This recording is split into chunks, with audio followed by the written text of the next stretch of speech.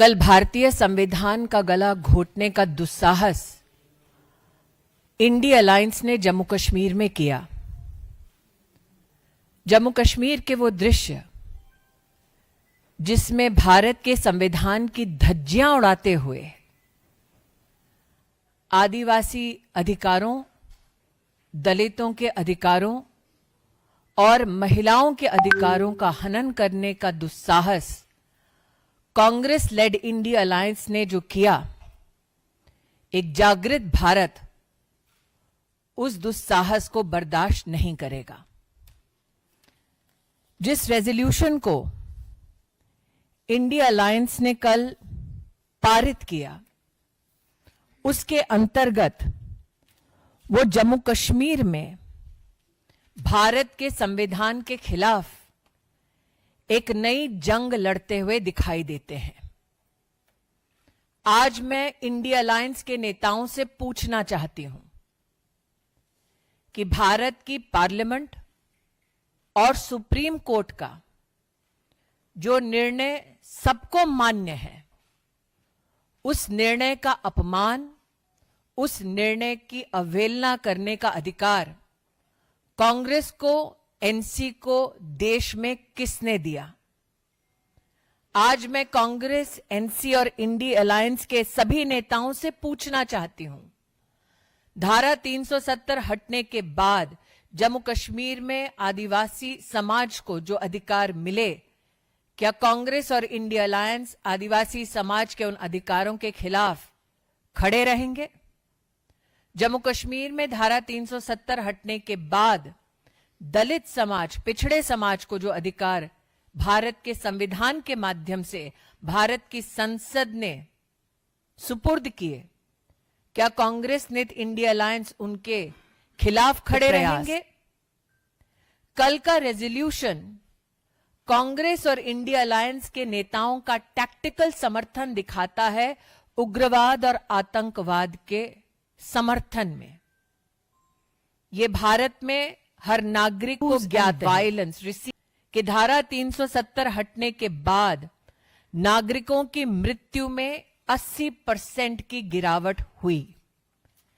यह हर हिंदुस्तानी को ज्ञात है कि धारा 370 हटने के बाद जम्मू कश्मीर में आतंकी घटनाओं में 70% की कमी हुई। लोकतांत्रिक ढांचे के माध्यम से एक चुनी हुई सरकार विकास के मुद्दों पर काम करने की बजाय, भारत को जोड़ने की बजाय भारत को तोड़ने का प्रमाण दे रही है। मैं इंडी अलायंस के सभी नेताओं को, देश के नागरिकों और भारतीय जनता पार्टी के कार्यकर्ताओं के माध्यम से आश्वस्त करना चाहती हूं कि संसद द्वारा पारित धारा 370 पुनर्स्थापित नहीं होगा और जम्मू कश्मीर को भारत से बांटने का उनका ये प्रयास कामयाब नहीं होगा। Today I stand as an Indian outraged at the attempt by the Congress-led Indy Alliance to bring to the floor of the House a resolution that stands against the Indian Constitution and the opinion of the Supreme Court of India. The question that now is to be posed to the Congress-led Indy Alliance is this: after the revocation of Article 370, tribals in Jammu Kashmir received their constitutionally guaranteed rights. After the revocation of Article 370, the Dalit and OBC community in Jammu Kashmir received, after years of struggle, their constitutional rights. After the revocation of Article 370, women who were constitutionally guaranteed protection against abuse and violence received their constitutional protection. The resolution passed by the Indy Alliance led by the Congress Party brings to the fore many questions. Does the Congress-led India Alliance stand against tribal rights, Dalit rights, women's rights, children's rights? Everybody in India knows that after the revocation of Article 370, deaths of civilians, the numbers came down by 80%. Incidents of violence came down by 70%.